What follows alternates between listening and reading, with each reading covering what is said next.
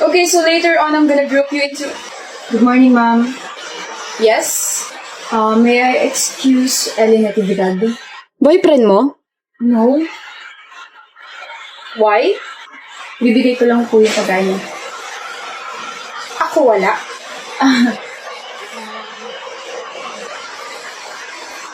Just kidding. Miss Natividad, tawag ka ng boyfriend mo. Ma'am, hindi ko po siya boyfriend. Oh, manliligaw? Yes po. I am her sweetheart. Oh, how sweet. Go on. Hey. Hi. Here. Thank you, Tom. That's your favorite. Ma'am, hindi ka magsasana all? No. Faster, Miss Natividad, may i-discuss pa ako. Yes, ma'am. Call me, okay? Thank you, ma'am. You're welcome. Bye. Bye. Mga kabataan nga naman ngayon. Ano gusto mo sa isang lalaki, Hyra? Gusto ko yung matalino. Magaling ako sa math.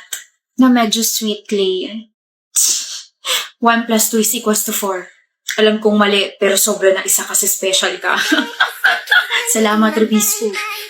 Huh? Mr. Abile, what are you doing? Ma'am!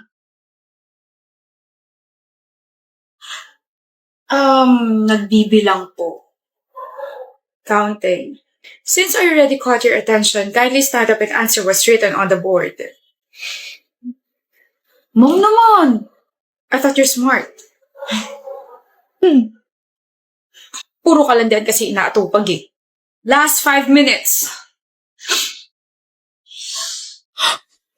May crush ka ng babaita ka? Hinahangaan ko si Primo kasi hindi na siya late kapag gumagawa kami ng paper. Nagbago na siya.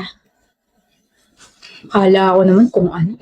Well, akala ko naman crush na iba. Nag-expect ako buwisit. Mali ba sinabi ko? Uy, Megan. Megan. Uy! Bakit hindi mo ako pinapansin? Hindi naman ako late ah. Hindi nga, kaya nga crush na kita eh. Muntik na akong kiligin.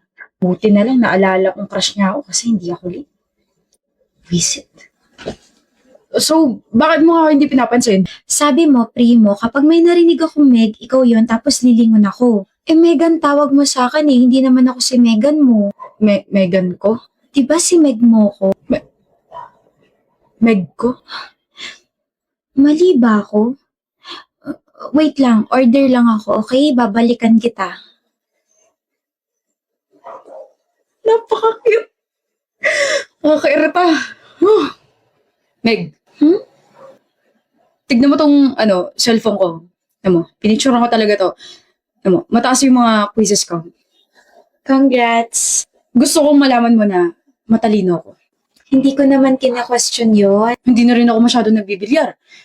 Focus ako sa studies ko. Hindi porket mayabang ako or ganito ako magsalita hindi na ako mabait. Mabait ako. Yun lang. Sige, CR muna ako. Ano ba itong ginagawa mo? Ano bang nangyayari sa'yo, Primo? Wala. Gusto ko lang ma-realize nga na bagay ako sa kanya. Na bagay kami. Primo, pwede pa abot ng eraser? Ano pa? Kahit ano ibibigay ko sa'yo. Gutom ka na ba? I can order for us. Parang may nagbago sa'yo. Talaga? Parang humaba yung patilya mo. Joker ka pala. Sabihin mo kapag pwede na akong tumawa. Joke lang kasi, parang naging malambing yung boses mo. Hindi kaya. Maangas kaya ako. Mali ba ako? Sabi kasi ng best friend ko, matuturo ako mag-observe ng tao para daw hindi na raw ako natitake advantage. Aba, dapat lang. Pero, ano pang na-observe mo sa akin? Ayoko na palang malaman. Huh? Kinikilig ako sa paraan ng pagtitig mo. Meg. Alam mo bang may mas ihahaba pa yung pangalan mo? Huh? Megan, may ganda ka. Ah, Alam ko.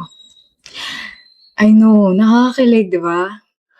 Paano mo napahaba yung pangalan ko? Saan ang galing yung Meganda ka? Parang ang gulo naman yata, primo. Nakikinig ka ba, Lucho? Ha? Sorry, ano ulit yun?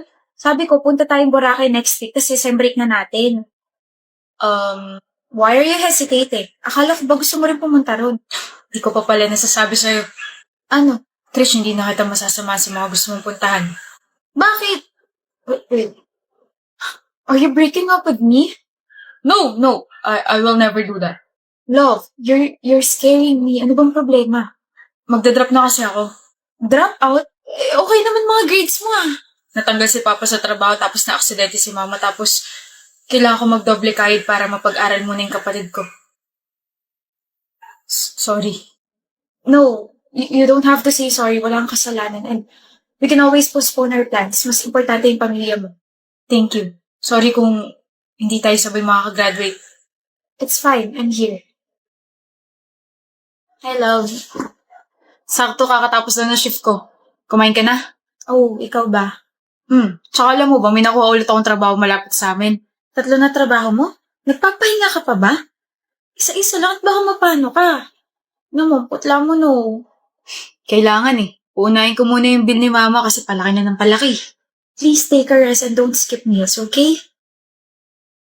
Baka masanay akong palagi mo kung dinadalaw dito sa trabaho ko, ha? I just wanna deliver some good news. Ano yun? Enrolled ka na? Discharge na si tita sa ospital. Huh? Bayad na yung bill niya. Paano? I paid for it. Galing sa ipon ko. Krish! And also here. Ano to? Enrolled ka na for the second sem. Pumasok ka next week, ha? 1 year na lang naman gagraduate na tayo, eh. Ako na magbabayad dun. Krish, bakit? I'm now working sa family business namin. Double shift. Sinasweldahan ako ron. Kaya, please, let me help you, love. Babayaran kita. No, I won't let you do that. Kung babayaran mo ako sa kapatid mo na lang. I told you I'm still here, diba? Thank you. Sobrang thank you. Now quit your 2 other jobs and take a proper rest para magka-energy kang mag-aral ulit. Let's go. Huwag mo muna tatanggalin blindfold mo. Tatanggalin ko na. Love, isa. Okay, I'm just kidding. Okay, tanggalin mo na. Charan! Kaninong bahay to? Sa'yo. Huh? Sa akin? Hindi sa atin? Huh? Pangalan mo nilagay ko sa titulo eh. Tsaka ito yung dahilan kung bakit busy ako this past few months. Inaasikaso ko tong bahay. Lucho. 8 years ago nung pinlano ko to. Sorry kung ang tagal ah. Visit ka, akala ko ayaw mo na magpakasal sa akin kaya masyado kang busy. Ano ka ba nung niligawan kita? Alam ko pakakasalan na kita. Kaya maraming salamat, mahal. Sobrang salamat. I love you, Lucho. And I love you, Krish. Pasok na tayo? Bonnie, break na kami. Ay, we? Feeling ko the more na tumatagal yung relasyon namin, the more na lumulubog ako. Sana kasi ginrupong mo yung sarili mo into to, Danica. Tsaka simula na nagkahiwalay kami ng block, naramdaman ko na. Naramdaman mo na naiiwan ka niya. Oo. E di sana binilisan mo maglakad. Buisit siya, hindi niya na pala nakikita yung halaga mo. Lagyan na kaya kita ng price tag. Hindi ka talaga marunong mag-comfort, Bonnie.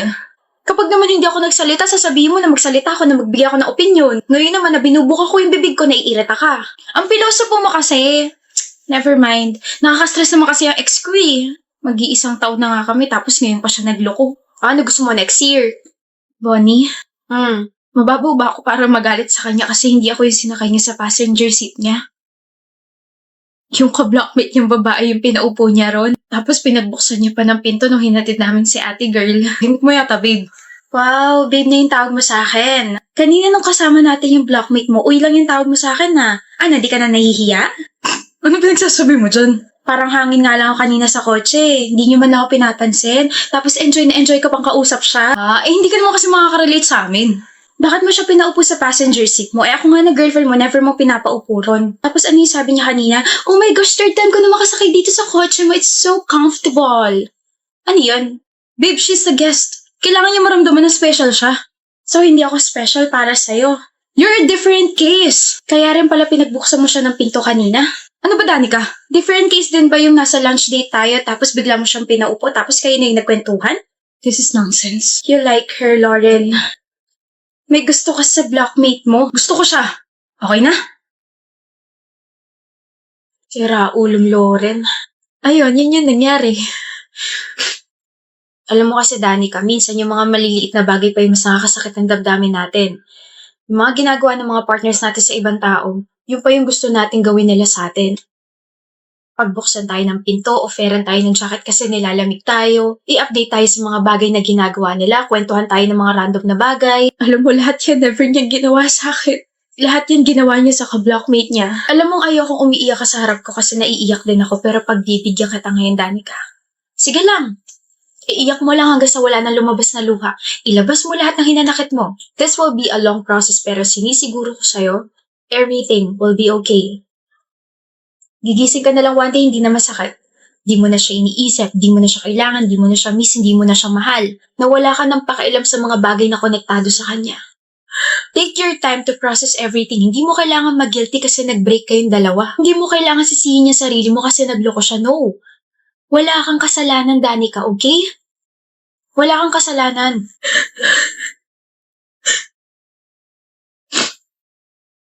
Anak nang lalo pa nga naiyak. Alam mo, Bonnie, ang pangit mo magseryoso. No? Lalo ko naiiyak. Just my 2 cents. Pero sa sobrang dami ko sinabi, parang deserve ko ng 500. Wait lang. Joke lang, huy. Niloko ka na nga, papaloko ka pa sa akin. Ito na lang tandaan mo. Bestie, kapag kaya mo ng sumugal, tawagan mo ako, okay? Bakit? Para makapaglaro tayo ng pusoy. Bonnie! Oh, joke lang, joke lang. Unggoy-ungguyan na lang.